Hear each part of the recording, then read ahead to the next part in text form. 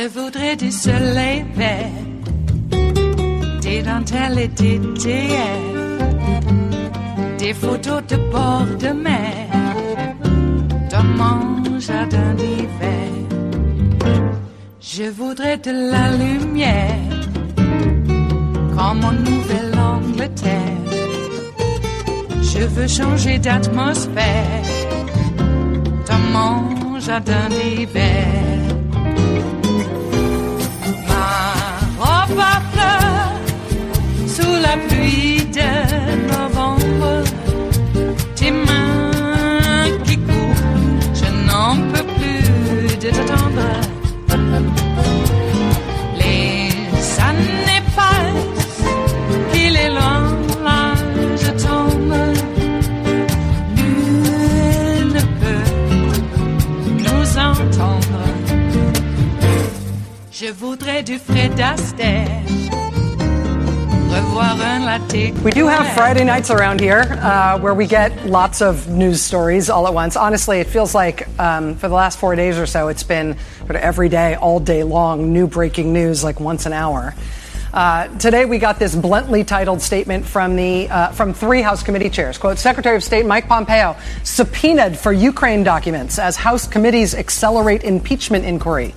The chairs of the Foreign Affairs, Oversight and Intelligence Committee saying that 2 weeks ago they demanded that Pompeo produce documents related to the president's call with the Ukrainian president, or documents related to the delay of aid to Ukraine, or related to Rudy Giuliani or Paul Manafort. Really a pretty compelling list of possible evidence. They didn't get any of that stuff yet, even though they demanded it 2 weeks ago. Well, now they've sent a subpoena for those documents to the Secretary of State, which they say in the very first line of their letter they are sending, quote, pursuant to the House of Representatives impeachment inquiry.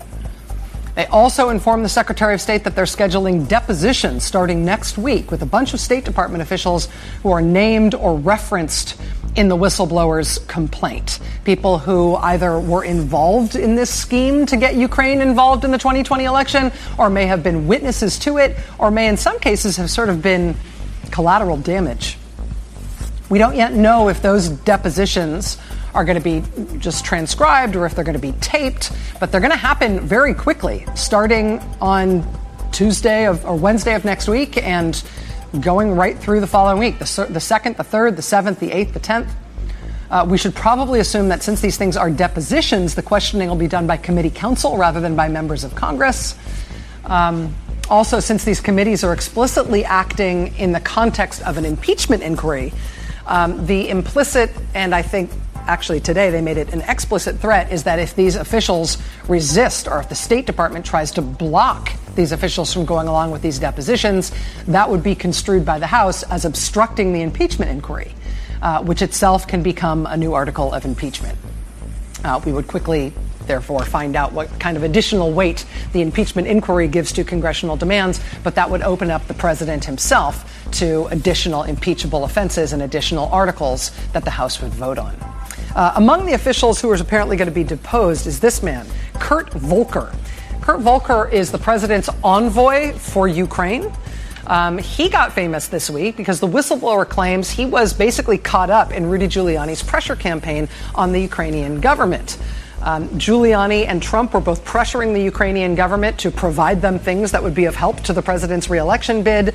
Immediately thereafter, Ambassador Volker turned up in Kiev, reportedly following up on what Giuliani and Trump had been demanding, trying to guide the Ukrainian government in terms of how they should respond to those totally inappropriate and possibly illegal demands. Now, I just described him as President Trump's special envoy for Ukraine.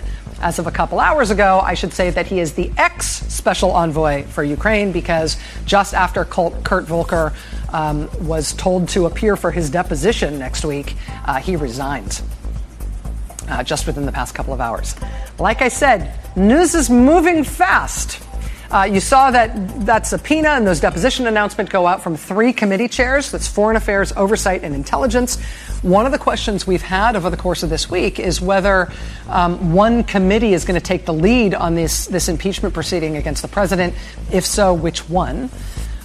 If Congress is, focused on this Ukraine scandal as a matter of, foreign policy and maybe it's Foreign Affairs because it involves a foreign country? Would it be the Judiciary Committee since they traditionally take lead on impeachment proceedings? Would it be the Intelligence Committee because, among other things, this whistleblower complaint came from the intelligence community and references classified information and the mishandling, or at least strange handling, of classified information? Well, tonight, House Speaker Nancy Pelosi has written to the members of the House, the Democratic members of the House, in a new Dear Colleague letter in which she makes that clear. Quote, the path forward will be centered in the Intelligence Committee led by Chairman Adam Schiff. For his part, Chairman Schiff tells NBC News that his committee has already begun reaching out to witnesses and expects to send out additional subpoenas and additional announcements of further depositions in the course of the next week. It is Monday, the 30th of September of 2019, and you are in West Coast Cookbook and Speakeasy. I am your chef de cuisine, Justice Putnam, and our daily special is River City Hash Mondays. Well, I don't know if you got enough rest over the weekend. A lot came down, didn't it? And even since Rachel had that clip about Pompeo getting served a subpoena, we find out that Pompeo has actually been leading the charge in pretty much getting ready to charge assistants, aides, and other people within Hillary Clinton's purview as Secretary of State with treason, violating the Secrets Act. All of her emails, any correspondence has now been retroactively deemed top secret by Trump. And he is going after people for having their emails forwarded to Hillary. Now, of course, all emails went to two people who were in her office. I forget their names. I mean, they're high up. And then they forwarded it to her. And then we find out that they actually started these investigations right after the inauguration, and it got shut down. And since August, when all this Ukraine stuff started coming out, and we found out what really, I don't know the term, Trump wants to charge Adam Schiff with treason, because apparently Donald Trump has declared war against us, and if we, do any kind of work that would try to counter that, well, then we're treasonous. In his propecia-addled brain. So I don't know, is traitor the proper term? He certainly sold out America.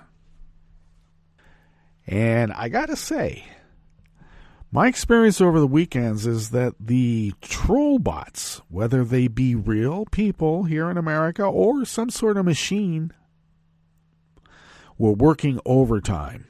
Absolutely working overtime. I mentioned this at the end of last week. The usual suspects of Trump Bro Cult 45 members, though, have been strangely silent. So strange. So very, very strange. Not all of them. There's some, shall we say, kicking the libs. It doesn't matter what happens. If they were able to prevent science from stopping an asteroid from hitting the Earth just to kick the libs, they would do it. They are doing it. Yeah, they're hitting on all cylinders too, the climate change issues, capitalism in general. Oh, you tried to turn us into socialists like all those terrible socialist countries, and they show pictures of Pol Pot. Well, I don't really think Pol Pot was necessarily a socialist first, since all riches went to him first. I wouldn't necessarily call that socialism after he doles it out. He was a warlord. Come on. His whole economic system was predicated upon kicking up and kicking it back down to his lieutenants and elsewhere. And if the people got some of it, well, that's okay. If not, we can stack them up in skulls. They stack their skulls all over the place. Yeah, we'll build monuments of skulls. That's not what is happening to America. Though Trump is calling for civil war, and the Oath Keepers have taken up the call, and you know who they are, cops. Constitutional sheriffs who have taken an oath to the Constitution, but it's not a Constitution you and I know. They leave out certain parts of it. The parts like, well, everybody is afforded due process and equal protection under law. Everybody. Except for brown people and other people who are not supposed to be here. That's not what the Constitution says, but that's what the Oath Keepers say. Guns, guns, guns everywhere. Oh, we had some issues here in Rogue River and the surrounding immediate area. We've been having a rash of shootings. A rash. And people are astounded. Our quiet little town is having all these shootings, and we don't know why. We're an open carry town. And don't you ever tell anybody that the idea of open carry is kind of stupid. They will attack you in the most vicious way. Which sort of goes to the point I always try to make, you know. Fences make good neighbors? Maybe. So we had a couple of issues. One was a domestic issue where a father-in-law and the wife or the daughter and her daughter, the granddaughter, 16-year-old, were all shot by a guy because he was pissed off and drunk and he had a gun. Legally, bunch of guns, actually. No one has just a gun here. They have bunches. And they let you know that they have them, too. They're not afraid. They want you to know that they have a gun. And they will tell you what polite conversation is. And so this guy went in and told his father-in-law what polite conversation was. He stabbed him and then shot him dead. And then stabbed his wife and stabbed his stepdaughter and shot them, too. Not dead, but they are in bad shape right now. So that's just one of them. Then over the weekend here, we also had another shooting where a property dispute between two rural neighbors here nearby over a water easement.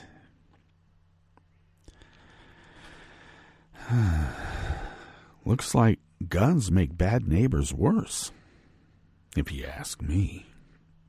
And now we have the Oath Keepers saying, oh yeah, we are at war with the liberal Democrats and we have to shoot them because they're taking the president away and we don't want that.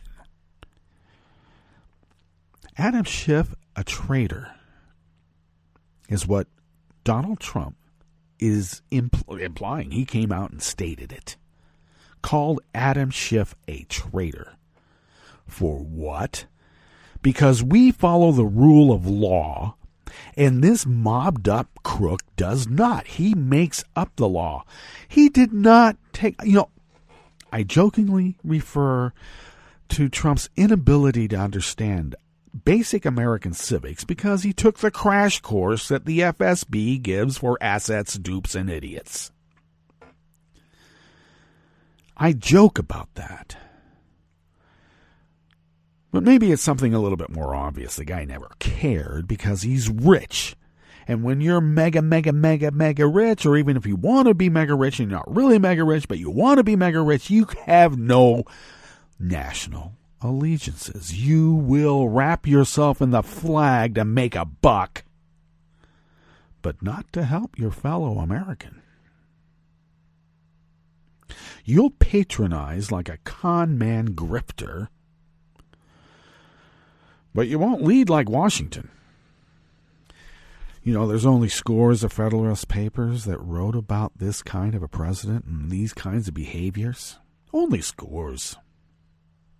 Ask Donald Trump one question, well, how about who are the authors of the Federalist Papers? Because, they did write anonymous and as anonymous, and we had to figure it out. But we know who the authors of the Federalist Papers are, and Donald Trump would not be able to name one. He would probably say Andrew Jackson did. What's on the rest of the menu here in the Bistro Cafe of West Coast Cookbook and Speakeasy? Well, hey, here's some good news. The Trump administration suffered a legal setback to speed up deportations. At least for now. Moscow Mitch rewarded Susan Collins' loyalty with a posh D.C. fundraiser. If she's the swing vote, she might be swinging for the fences or your head. And frightened GOP lawmakers are relying on Trump's Ukraine talking points. He emailed those talking points to the Democratic Party by mistake. But the GOP is going to stick with him because they have no idea what is coming next. In fact, it was so bad, McCarthy was on 60 Minutes last night and pretty much got caught not knowing what the hell he's talking about, but he will go down in flames defending Trump. After the break, we move to the chef's table where more than 20,000 Russians took to the streets of Moscow to demand the release of protesters jailed over the summer. Oh yeah, protesters that were protesting for fair elections, they get thrown in jail there. We don't hate Russia.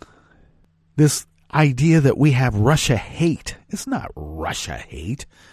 What I hate are mobbed up mobsters running governments. That's what I hate. And Portugal's Azores braces for the impact of Category 4 Hurricane Lorenzo. The Azores.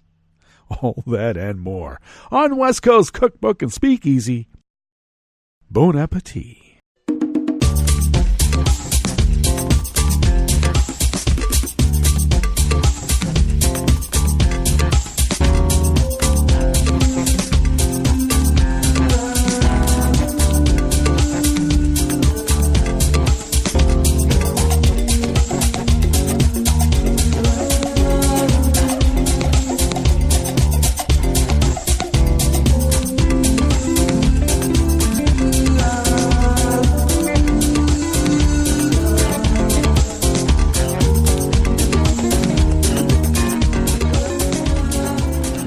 At the bottom of our homepage at netrootsradio.com, to the rightish of the page, is our chat room link monitored by Kelly Lincoln, and thank you, Kelly.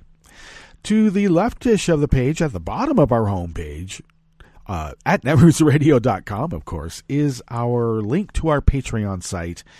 And do please become a recurring Patreon of Netroots Radio. There's been a couple recently who have become recurring Patreons, and thank you. Thank you for doing so. I don't mean to whine. It sounds like it. I do this on every show, but it is the block where we, talk about our Patreon site. And it has become even more dire. Over the weekend, there's been some gross physical changes to the MacBook, which is the broadcaster, or holds the broadcast software. Dedicated to the broadcast, by the way. So, Tom has been unavailable because he's busy with what we call real life. But we got to put our heads together and figure out a way of getting this machine replaced a lot sooner than we thought. Yeah, I thought that the PC workhorse that we've been using for so very long would be what we replaced. But now, the Mac. Yeah.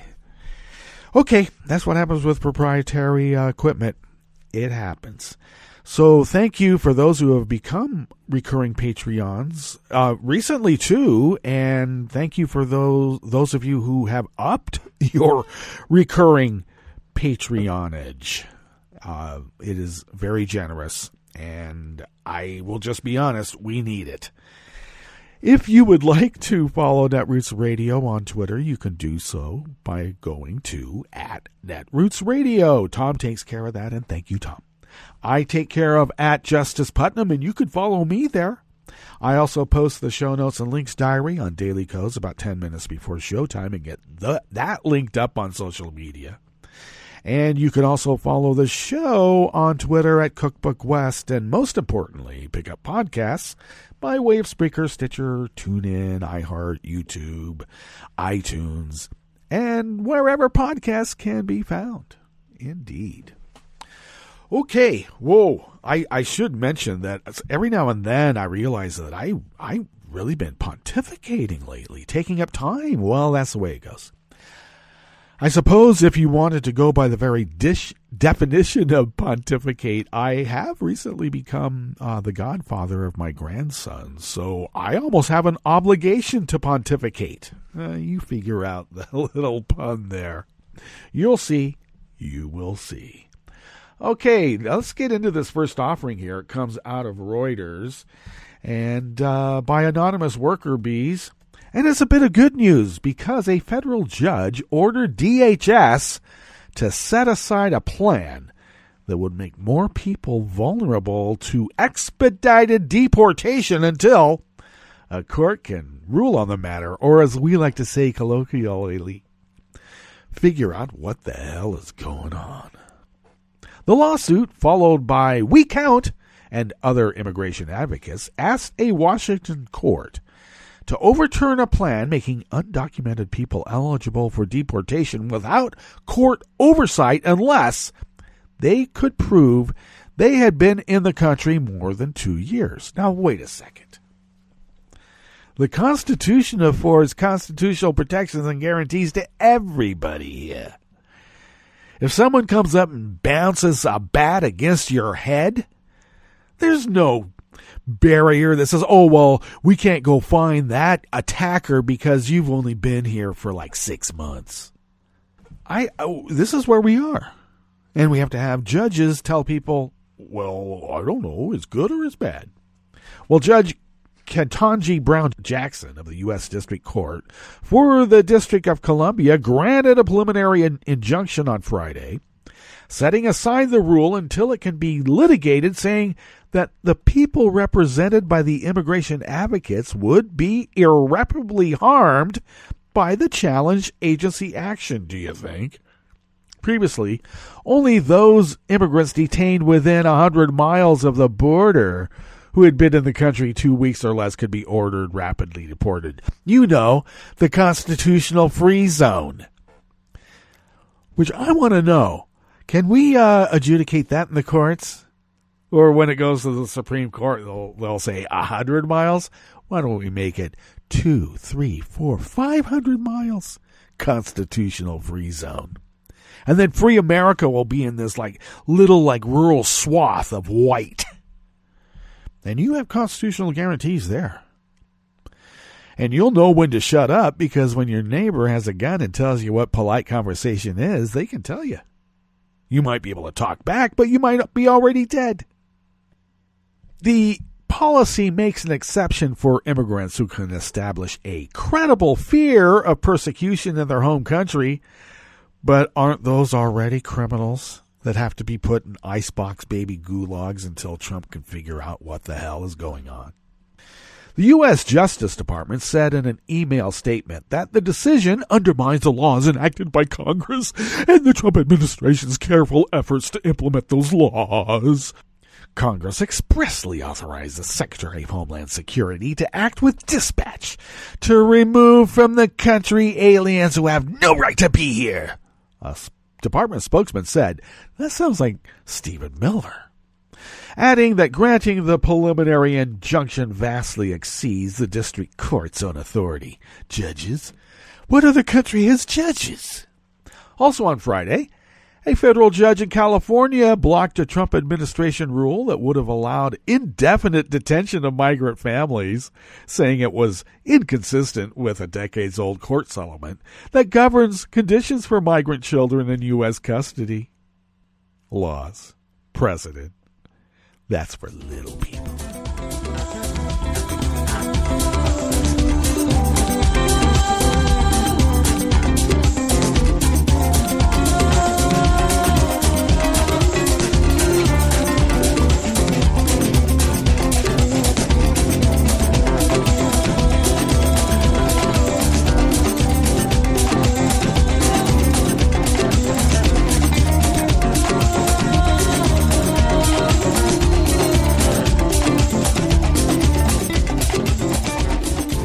And Desai Martin of Share Blue Media brings us this next offering here in the Bistro Cafe of West Coast Cookbook and Speakeasy, River City Hash Mondays.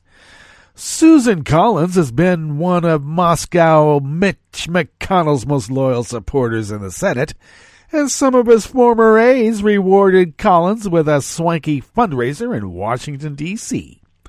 Two former McConnell aides, who are now D.C. lobbyists, hosted the fundraiser for Collins. One of the aides worked on the 2017 tax law, which Collins supported. Many experts say the tax law failed to live up to Republican promises and even exacerbated inequality in the country by showering the wealthiest families with the most benefits. Well, of course, that's a feature, not a bug. But it is not only former McConnell staffers who are bankrolling Collins' 2020 campaign. McConnell himself is getting involved with an October 21 fundraiser for her. McConnell spares no expense in helping Collins' re-election effort. We're witnessing a political kickback, plain and simple. Alex Stack, a spokesperson for the Maine Democratic Party, said in a statement. Susan Collins lied to Mainers to sell the Republican tax scam and then voted for it despite acknowledging health care premiums would rise. And now, McConnell and his allies responsible for the tax scam are lining her pockets. Well, you don't get the pro without the quid. You got to have a quo, but first you have to have a quid. With her votes in the Senate, Collins has showed her loyalty to the Trump-McConnell agenda. Since Trump entered the Oval Office, Collins has voted the same as McConnell almost 90% of the time. In one of her first critical votes in the Trump era, Collins cast the deciding vote in the Senate Education Committee, supporting Betsy DeVos for Education Secretary. If Collins had voted no at the time, the DeVos nomination would have failed to make it out of the committee, and it is unlikely DeVos would have obtained the position. And look what she's done while in that position, deconstructing the administrative state exactly as she was appointed. Hired, baby. Collins continued support for the Trump agenda with her vote for the Republican tax law, which also contained provisions weakening the Affordable Care Act. And as a result of Collins' support, several states launched a lawsuit to eliminate the entire health care law, which would rip health insurance away from millions of families. But Susan would say she had no idea. In 2018, Collins turned her back on a massive outcry from her home state and voted to elevate alleged attempted rapist Brett Kavanaugh to the Supreme Court. Despite Kavanaugh's partisan and belligerent outbursts during his Senate confirmation hearings, Collins not only supported him, but cashed in by raising a massive amount from Trump loyalists around the country for her vote. They pay her. More recently, Collins cast a deciding vote within the Senate Appropriations Committee, allowing Trump to take money from military families and use it to build a wall along the U.S.-Mexico border. In 2016, we all know that Trump promised that Mexico would pay for the wall, but with support of senators like Collins, he's taken money from American military families instead. She's okay with it because, hey, ends means she gets money. As Susan Collins continues to be a reliable vote for Republicans and special interests in Washington, Maine Democrats will keep reminding Mainers where her priorities truly lie, Stack, the head of the Maine Democratic Party, said. Collins, once a popular moderate senator, has seen her approval ratings tank in her home state. Along with a drop in popularity, Collins is increasingly looking for campaign cash from around the country, rather than from her own constituents. In the latest fundraising quarter, nearly 95% of her financial support came from outside of Maine, with only a nickel out of every dollar coming from within the state.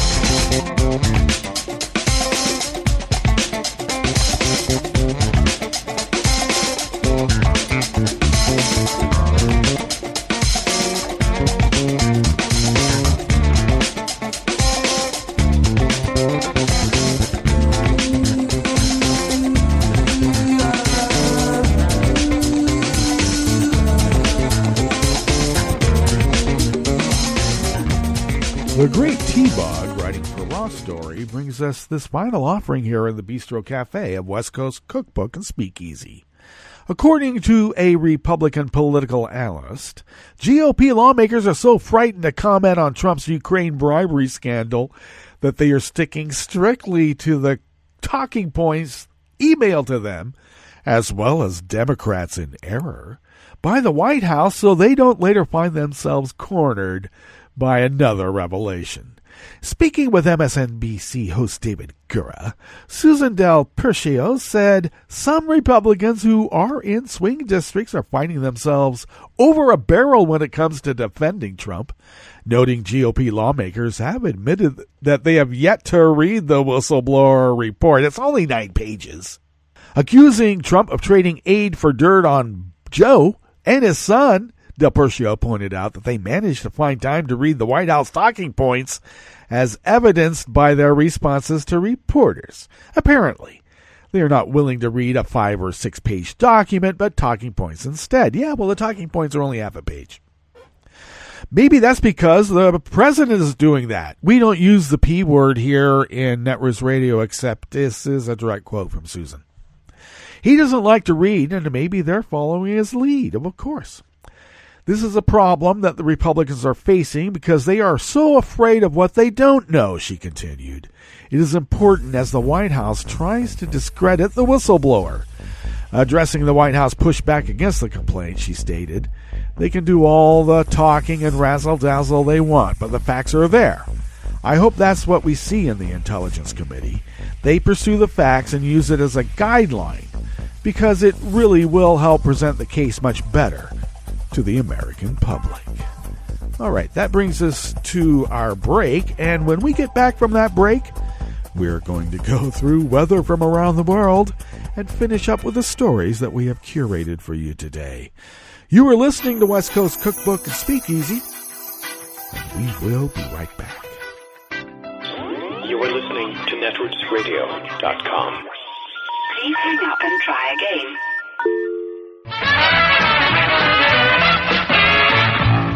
From a point at sea to the circles of your mind, a new force is at work for planetary transformation. New radio for a new Earth.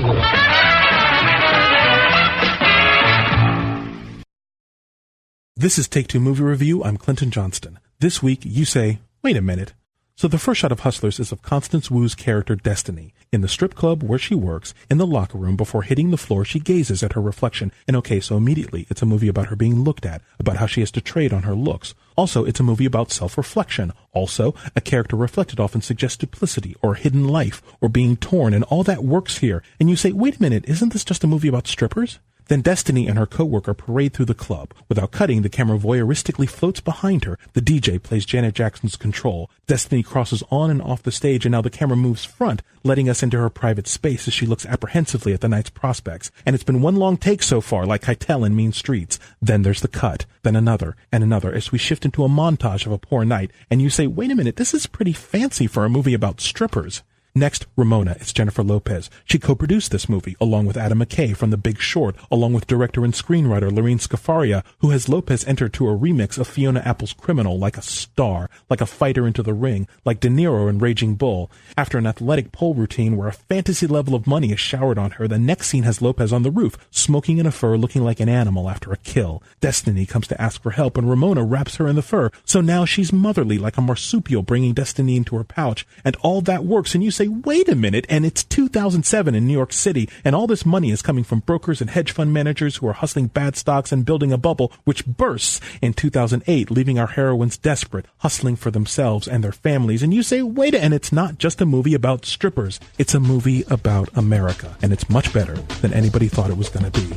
This has been Take Two Movie Review. I'm Clinton Johnston. Catch up with us at TakeTwoMovieReview.com and feed us back on our page on YouTube.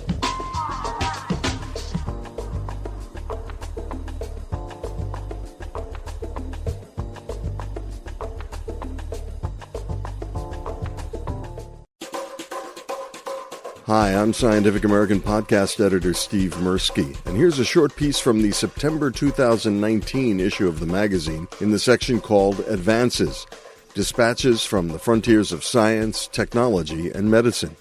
The article is titled Quick Hits, and it's a rundown of some science and technology stories from around the globe, compiled by editorial intern Jennifer Lehman. From Hungary, despite large-scale protests from scientists about academic freedom, the country's parliament passed a law granting the government control of more than 40 institutes within the Hungarian Academy of Sciences. From Japan, the country has withdrawn from the International Whaling Commission and resumed commercial whaling operations after a 31-year hiatus. In the first official hunt after the withdrawal, 2 minke whales were killed for their meat. From Nepal, newly declassified Cold War-era U.S. satellite images revealed that since the year 2000, Himalayan glaciers have lost ice at twice the rate they did during the 25 years before 2000. From India, all 4 reservoirs in Chennai, India's 6th largest city, have gone dry, forcing more than 9 million people in the region to conserve water and rely on government rations. The drought was spurred by low rainfall and unregulated water use. From the U.S., officials unanimously voted to ban e-cigarette sales in San Francisco, the first major U.S. city to take this step. Like traditional tobacco, e-cigarettes can cause lung damage and disease, and their use is skyrocketing in young people. In 2018, 1 in 5 U.S. high school students reported e-cigarette use. And from France, grape seeds found in an ancient refuse pile in the Jura Mountains were an exact genetic match with the type of grape harvested there today, meaning local wine growers have been cultivating the same vintage for roughly 900 years. That was Quick Hits by Jennifer Lehman. This program is presented by the Centers for Disease Control and Prevention. For an expectant mother, taking care of her developing baby means taking good care of herself. One way she can do this is by ensuring she gets vaccinated. If a woman is or might be pregnant during flu season, it's especially important to get her annual flu shot, preferably before the end of October. In addition, women should be vaccinated against whooping cough during the 3rd trimester of each pregnancy. Failure to get vaccinated places both mother and baby at increased risk for serious complications of these infections, including hospitalization and even death.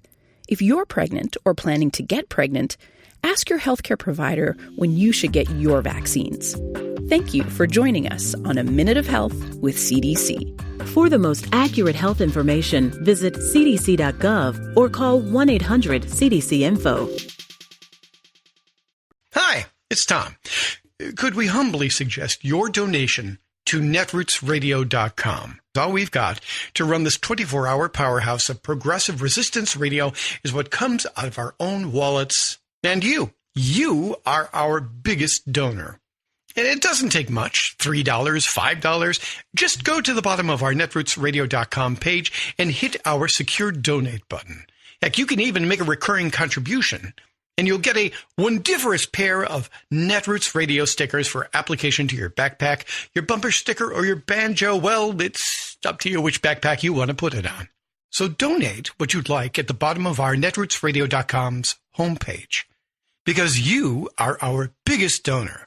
netrootsradio.com. Together, we are Resistance Radio.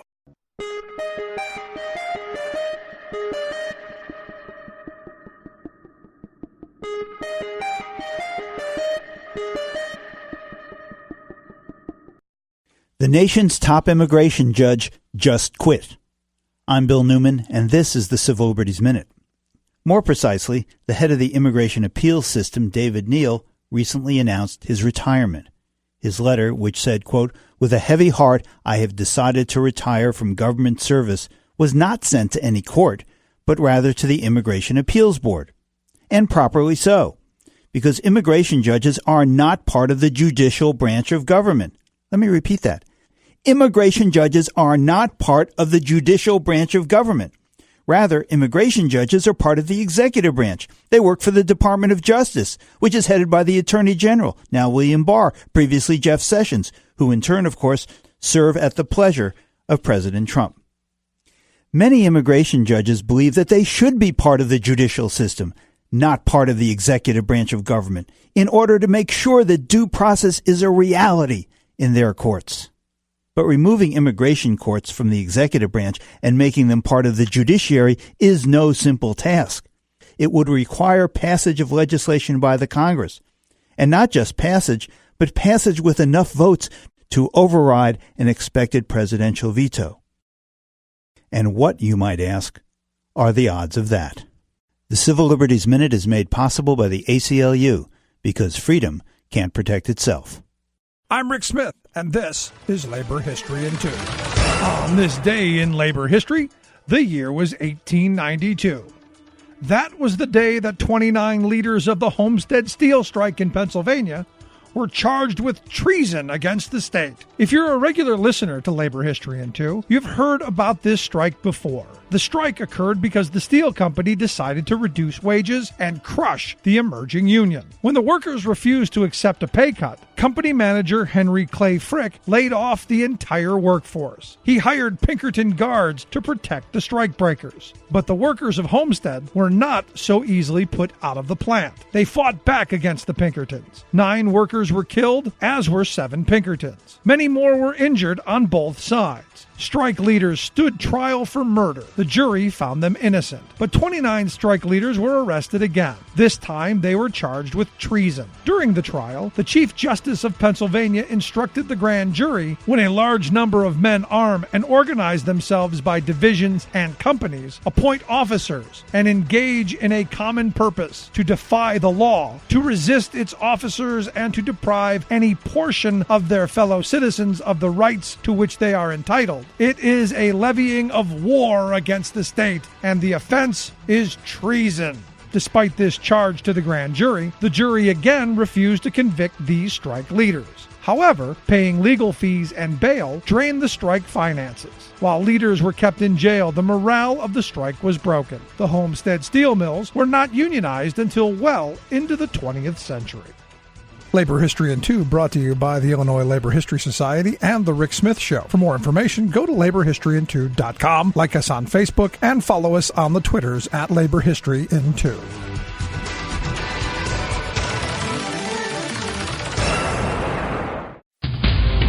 This is Solidarity News on Radio Labor. This is a Radio Labor report recorded on Monday, September 30th, 2019. I'm Mark Boulanger. All over the world, employers are classifying their workers as so-called independent contractors. Companies such as Uber argue that they are simply providing a computer app which brings together drivers and clients. However, more jurisdictions are starting to question this relationship. For example, in California recently, the state's Supreme Court tackled the issue. Its ruling will have implications not only for the United States, but other countries as well. Tim Schlittner of the podcast State of the Unions, produced by the AFL-CIO, interviewed one of the lawyers who has been working on the issue. We are very honored to be joined today by an associate law professor at UC Hastings, Veena Dubal, whose work was cited in a California Supreme Court case that is changing the nature and the shape of the debate about what constitutes employment. Drivers at Uber and Lyft now have the potential in California and possibly beyond to be classified as workers and have the rights that come with that designation. So, Professor Dubal, why don't we start with the decision from the California Supreme Court that sort of started this debate? What was that case all about, and what did the California Supreme Court decide? Yeah, so that case was almost a decade old. It was about delivery drivers, and the Supreme Court of California looked at the facts, and they said these drivers don't have any entrepreneurial opportunity. They're almost completely controlled by the hiring entity, and they are low wage. They're subordinated in relationship to the company. And so they aren't independent in any way, shape, or form.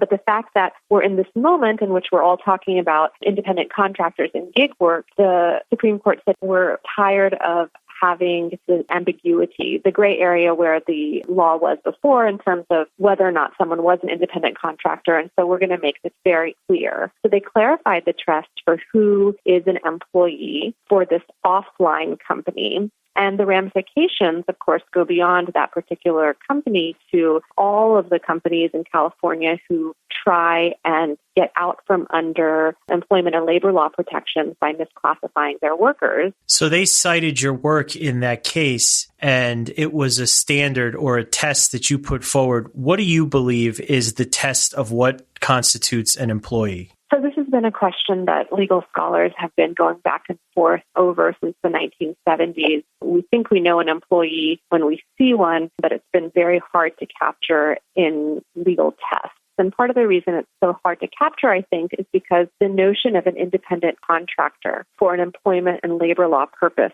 was really invented by companies in the aftermath of the New Deal. After the Great Depression, we passed all these New Deal laws to protect workers, and companies said, oh, you know what, we're going to borrow from this other area of law, tort law, and we're going to take the concept of an independent contractor and we're going to push for it to be in employment and labor laws. I don't think anyone really looks at an Uber driver and thinks that that person has any power in relationship to the company or that that person shouldn't be getting at least the minimum wage. But companies tried to make arguments like that since at least the 1950s after Taft-Hartley passed. And so what I and others have argued is that in order to really simplify this legal test for who is an employee, in order to better capture who is a worker subordinated to their employer and who deserves employment and labor law protection, that person, if they are doing exactly what the company is doing, if the company isn't anything without that worker or without workers who do what the worker does, then they should be considered employees. So the test that the California Supreme Court adopted that I discussed in my work is called the ABC test. And it incorporates the traditional common law test that the worker has to be free from control. And it adds on the B prong, which says that if the worker does what the hiring entity does, then the worker is not an independent contractor. In this case, the question is, well, do Uber drivers do essentially what Uber does? And yes, Uber is a transportation company, and therefore Uber drivers are employees. And that's it. International labor news you can use. Follow us on Twitter @Radio Labor. I'm Mark Boulanger. Thank you for listening. And remember, it's all about global solidarity.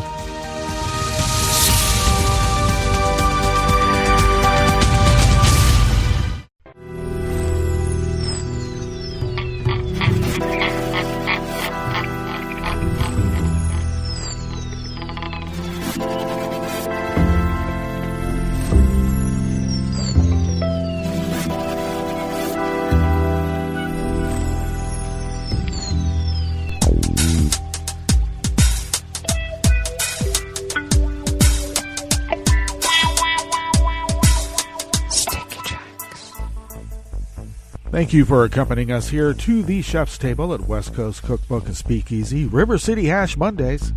We always begin, whether from around the world, along the banks of the Rogue River, in the Rogue River Valley of Southern Oregon on the west coast of the continental United States of America, where it is currently 48 degrees Fahrenheit, a little cooler than what we had been experiencing just mere weeks ago.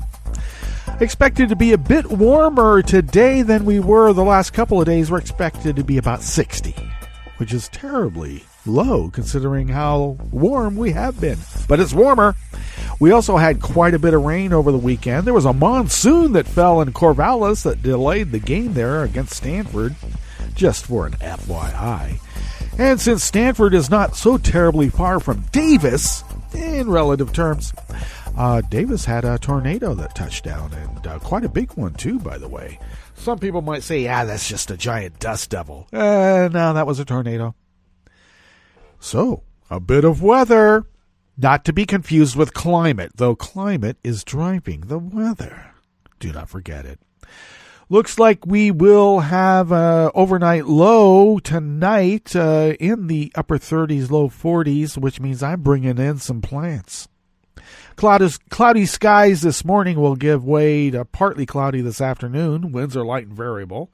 Mainly clear tonight with winds being light and variable, continuing light and variable winds tomorrow, but with a high of around 65 and sunny conditions. Let's hope that continues. We did have some rain overnight. It should be clearing up, though right now it's more than just cloudy. There is a heavy mist, which some might consider a drizzle, occurring right now.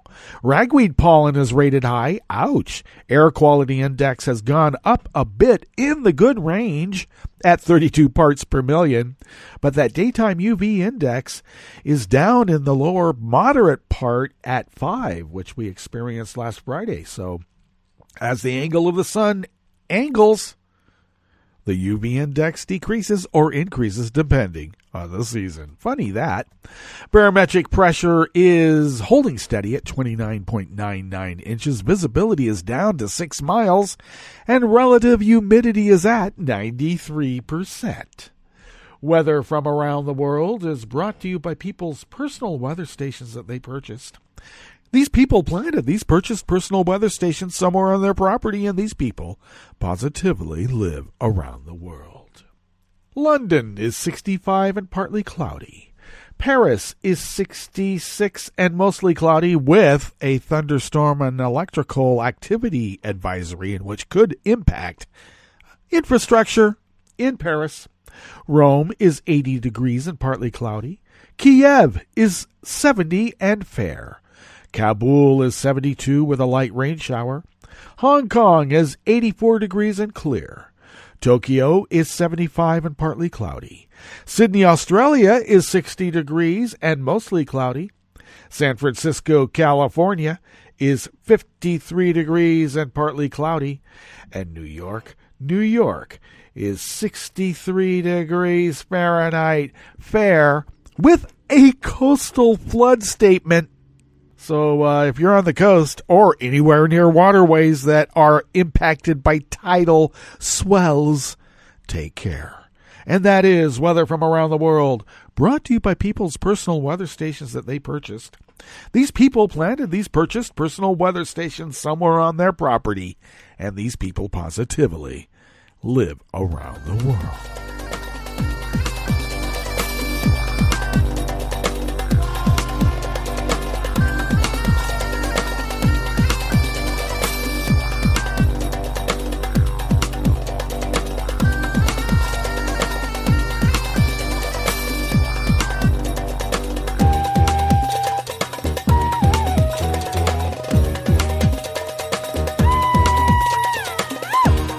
Tom Balmforth and Tatiana Voronova of Reuters bring us this first amuse-bouche here at the chef's table of West Coast Cookbook and Speakeasy River City Hash Mondays.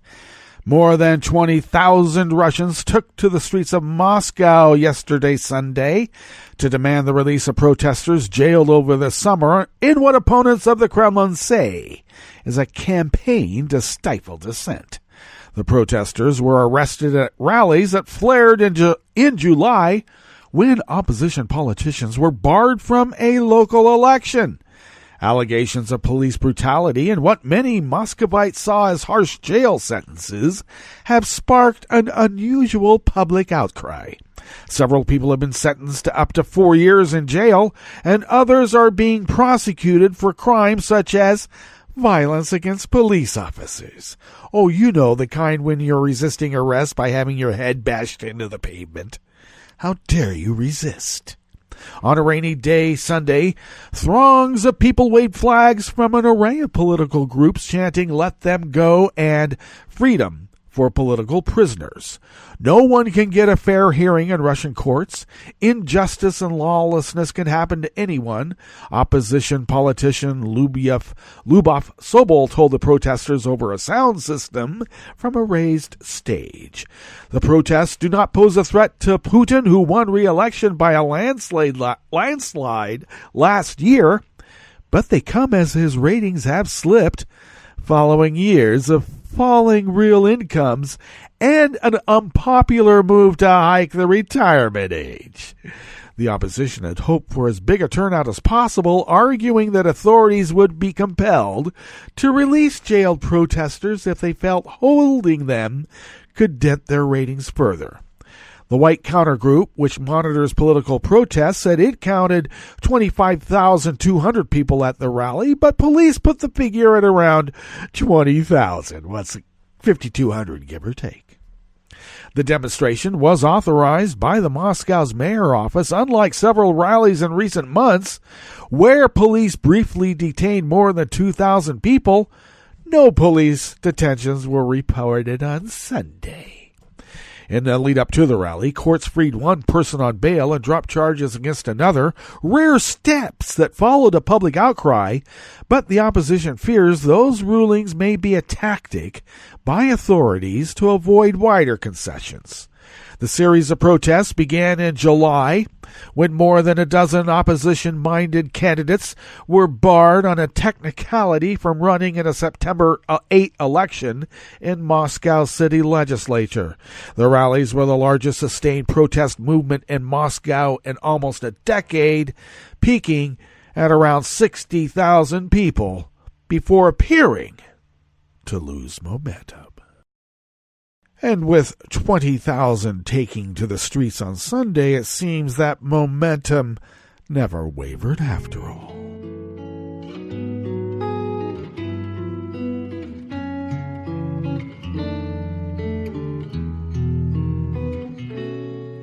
Je te donne ce mon amour pour la vie entière.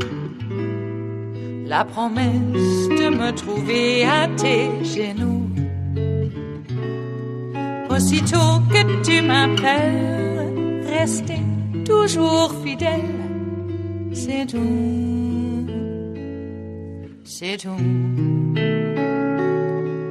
Je te donne tous mes printemps, mes étés de mer, mes automnes quand les feuilles tombent partout. Si ce n'est pas une bonne affaire, je te donne tous mes hivers, c'est tout. Anonymous workers at Reuters bring us this final amuse-bouche here at the chef's table at West Coast Cookbook and Speakeasy.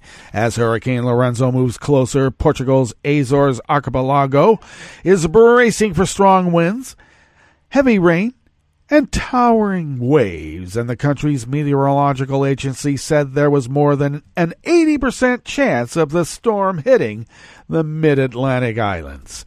In a statement published yesterday, late Sunday, said the eye of the Category 4 Hurricane Lorenzo would pass very close to the archipelago on Wednesday, with gales of up to 125 miles per hour expected to batter some areas. Those are not gales. I'm sorry, anonymous worker bees. Those are hurricane force winds. The storm briefly strengthened to a Category 5 hurricane on Saturday evening, becoming the strongest hurricane on record this far north and east in the Atlantic, but has since been downgraded. Well, that brings us to the end of our broadcast period for the day, but you do know that Netroots Radio is going to broadcast on. In fact, we're going to meet up tomorrow for Tarrytown Chowder Tuesdays. So do stay tuned to Netroots Radio all day and all night for all the breaking news as it breaks, and we'll meet up here tomorrow, right here in West Coast Cookbook and Speakeasy. Bon appetit.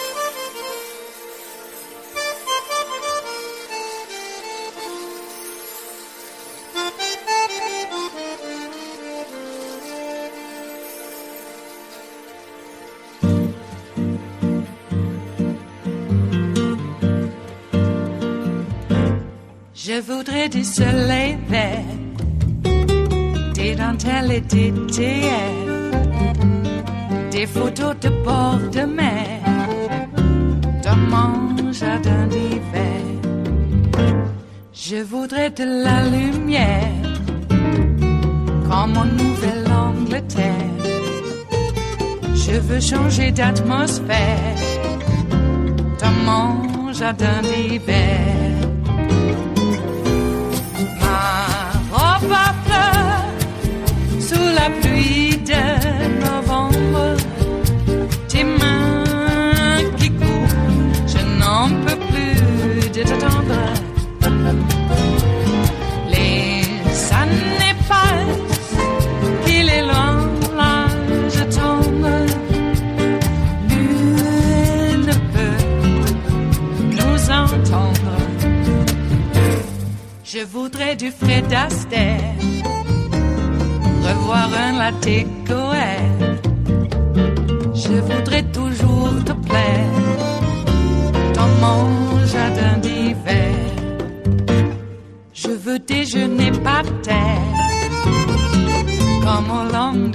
le clair, t'embrasser les yeux ouverts dans mon jardin d'hiver.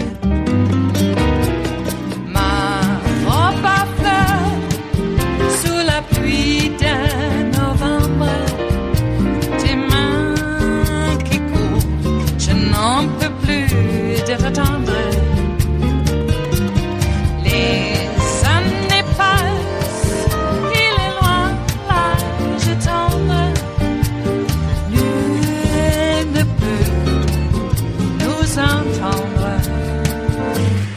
Ba-da-da-dum-dee-da-dum, ba-da-da-dum-dee-da-dum, ba-da-da-dum-dee-da-dum, dans mon jardin d'hiver.